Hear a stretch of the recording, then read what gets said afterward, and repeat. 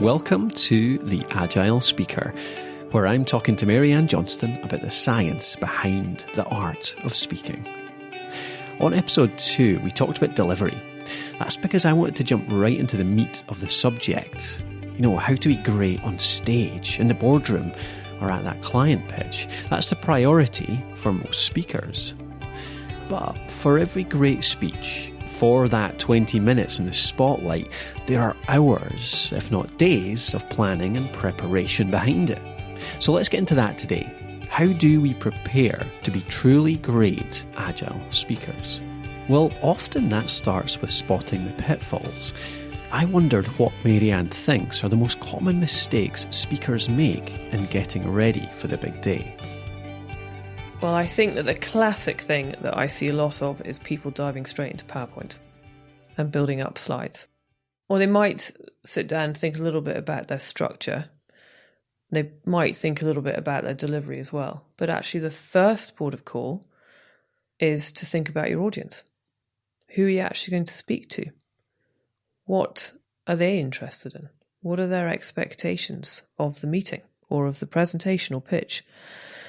If you look at everything from their end of the telescope, then it allows you to actually much more easily tailor everything that you're going to say towards them.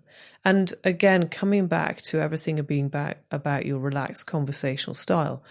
In conversation, when we talk to each other, we tend to talk around things that are of mutual interest to each other. And that's how it's a two-way thing. If you start a conversation with someone and just go off track on something only you're interested in, chances are they'll switch off. Yeah. So it's in line with that whole approach of sticking to your conversational style. So finding out as much as you can about the audience. Now, whether that's 1, 2, 3 or 4 people, where you can actually pull together quite a good amount of information on people. Before every single workshop that we have, Lynn puts together a biography of every single person I'm going to meet. She puts together a photo and all their background that she can find from the web. And it means that the moment I walk into a workshop, I already know just snippets of information about the people I'm going to meet. Now, on the other hand, you might think, well, if I'm going to go and talk to 100 people, how am I possibly going to be able to find out information about them? But it could be the slightest thing that changed the dial on that compass. Last year, I spoke at an event organised by Informatics Ventures called Making It Work for Women. And I was delivering 2 sessions on pitching. I thought at first that I'd be speaking to university undergraduates, postgraduates, and probably some people from around the Edinburgh network. And a couple of days before, I emailed Informatics Ventures and asked for a delegate list. And it turned out that at the last minute, they'd managed to get about 20 young girls from a local school. And that totally changed the way I talked through my session. The examples that I used, the case studies I used, some of the language I used. So although I didn't have the real detail on those people, it was more just getting a bit of background that really helped me to tailor the session. Just one little example, one little story that's personalised to that audience, that can make a huge difference. Even if you change nothing else about the presentation. You know, whether it's an anecdote about a building project that went wrong when you're speaking to a group of architects, or it's that story of a student that achieved great things for a university talk. It makes the audience think, this isn't a generic talk, it really is for us. So make sure you know the room and you do at least a little work to identify with them. What about the other side of it, which is that's the people you're speaking to, but what about the people you're speaking alongside? Your competition. Yes. Yeah, so it is, again, so following the audience analysis, it may be, depending on the situation depending on the presentation, it may be that you need to look into who your competition is. Now, that competition could be direct competition, or it may be that, say, you're speaking in a lineup of other speakers at a conference or something. It's not necessarily competition, it's just the other people who are speaking. And it's really useful to understand who they are, what they might be talking about, so that you don't have any repetition or any crossover. So a little bit of research into that can also be useful. I'm also surprised how few presentation, conference organisers actually look into that, making sure the presenters don't cross over. So right. It's good to do it yourself. Definitely.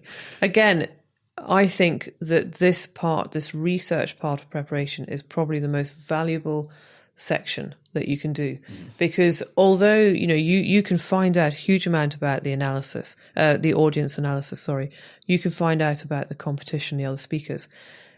Do you know, it may be that you don't actually necessarily use any of that information, but it's quite empowering to have it, to know who you're up against.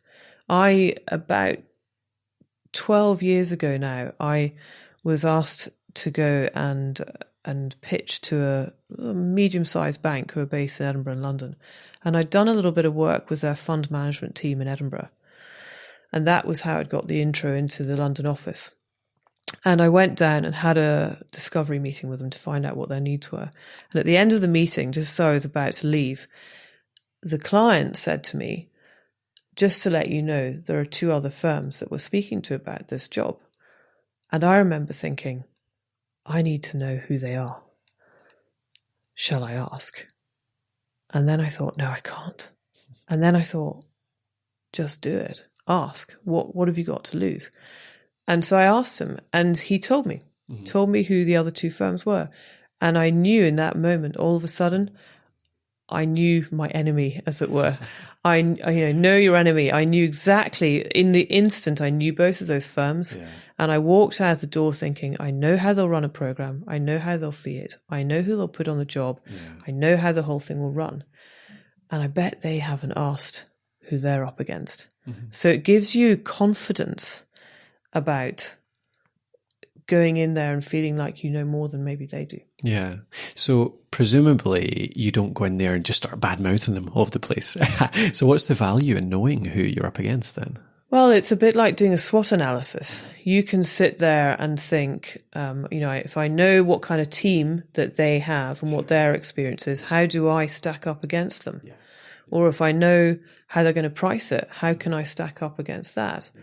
Or if I know what they'll include in a program, how will I stack up against that? And any business can do that with their competitors. It's a SWOT analysis. And I suppose that applies just as well to a big presentation in a conference, doesn't it? If you end up going up there and doing exactly the same as somebody else, you're not unique, you're not remembered, you don't achieve your aim. Yeah. What I do, I run a lot of the pitching workshops for EIE, Engage, Invest, Exploit, which is run by Informatics Ventures. It's a huge investor showcase in May every year in Edinburgh. And there are around 50 or so companies who've all got to do a 1-minute pitch on stage. That's a lot of 1-minute pitches on stage. So I always advise everybody, all the companies who take part, how can you make yourself different? How can you stand out? Now, some people have done that through their clothing. Some people have done that through the content of the pitch or through how they've delivered it or something like that. But it's just not just thinking about you and your pitch, but thinking about who else is taking part there. A great example of this for me is David Hunter of ShotScope, which is a device to track your golf game. Now, he's a great speaker, but he often adds to that by wearing a pair of +4s. Now, that's the old-fashioned golfing trousers you tuck into your big socks. And he wears them at conferences and on stage. You know, it fits the industry, golf, and it stands out. It makes him memorable. But if I tried the same technique and came on after him, you know, it could totally lose its impact. Or worse still, it might just look copycat or just plain silly. So you need to know who else is presenting alongside you to make sure that your uniqueness really is unique. Of course, that leads to the question, how do we do that? How do we most easily find out a bit more about the people who we're sharing the stage with? Well, another thing you can think about is who in your network might be able to help you with finding out about the audience or the competition. Now, going back to that example I gave about the investment bank I pitched to, I had worked with the fund management arm in Edinburgh, so I knew them. And a few days before the pitch, I called up the CEO and asked him if he'd meet me for coffee for 20 minutes. Mm-hmm. to just talk about, I knew I was going to meet 5 directors for my pitch. And I said to him, would you mind just having a quick chat about these 5 directors? And he was absolutely delighted. And that was really nice. He was really willing to help. And I think a lot of people are. I think people want to be asked to help.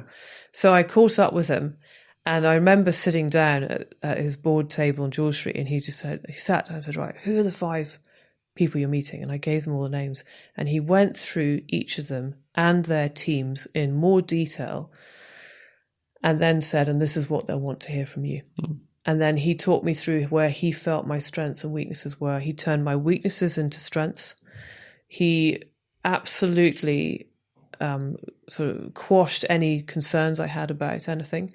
He told me about the sort of questions he thought they would ask. And I really believe to this day that 20-minute meeting was what really got me that work. Yeah. And it was a turning point for my business, actually, having only moved to Edinburgh a few years before. That job became a really big project for me. And I have always thought that the 20-minute meeting I had with him that made the difference. That made the difference. This research is so valuable. You have, when you look on LinkedIn, there is a section that shows how you're connected to other people. So it may be that when you go in and you type in the client's name, you discover that someone else that that knows them. Maybe you can give them a call and find out just a snippet about what's going on in their business, or what they're into, what kind of hobbies they have. Yes. Something like that helps you to connect. Exactly. The other thing that I've seen go wrong quite often is around the location, around, what's in the room, the equipment, all that kind of thing. What do you recommend people do a lot of research into that? Can they make a difference there? Definitely. I think that these are little things that take very little time that actually you're able to get control of quite quickly with a quick email to the organizer. I've seen so many things go wrong, as most people have experienced some kind of technological failure. The TV screen not connecting to the laptop, or the volume and speakers not working, or something. I've actually, with clients over the years, I've put together a checklist of things that people should either send ahead or talk through with an event organizer, so that you as a speaker feel like you're in control of the environment. That you can think about how everything's connected up, what kind of clicker you're going to have to hold. Will it be a handheld microphone or a lapel one? Is there a lectern? All these things. Because if you can get that into control, then it all leads to more confidence. It leads to you feeling more agile on the day and being able to cope with anything that does go wrong. A lot of speakers don't take enough ownership here. They expect the conference organisers to have everything in hand, for the room to be perfect. But if you want to deliver the best possible presentation, take control of everything you can, including the room. Cutting those variables beforehand gives you more room to be agile with your content on the day. Let's tie up this episode by I want to hear your thoughts on preparation in general. I come across people all the time that like to fly by the seat of their pants simply because things often don't work out as they expect anyway. Do you think that's the right way to go about it? Or can you expect that no matter what happens, preparation is still going to pay off? My heart rate just went up a few beats when you said fly by the seat of your pants. That always makes me nervous. I think that, this is all about being an agile speaker. And being agile means that you have to have put in the preparation beforehand. You have to know your audience. You have to know who else you might be up against. You need all of that information, not only so that everything is tailored towards your audience, but so that it also empowers you and gives you the confidence going into the meeting. I feel that if you go about things by flying by the seat of your pants, I don't think it holds much respect for your audience. They are taking their time to come and listen to you, to be in that room. And I think it's really important that you make the most of those moments that you have with them listening to you. So what do you say to people who don't plan, they don't put a lot of work into the preparation because they claim that it takes away the spontaneity, it takes away the creativity. They don't want to be constrained by this plan. What do you say to people like that? I think it is absolutely vital to have a plan in place, because actually that's what allows the spontaneity in a sense. It allows you to think on your feet more easily, to be able to react to what your clients are saying. It allows you to listen more carefully to what they're saying. And that, if you think about it from your client's perspective, that gives them a far better experience and it makes a far better impression. I think you can still be natural with a plan. I think it's about having a plan and being able to adapt, and that essentially makes you a more agile speaker. To find out more about Maryanne's work, visit maryannejohnston.co.uk.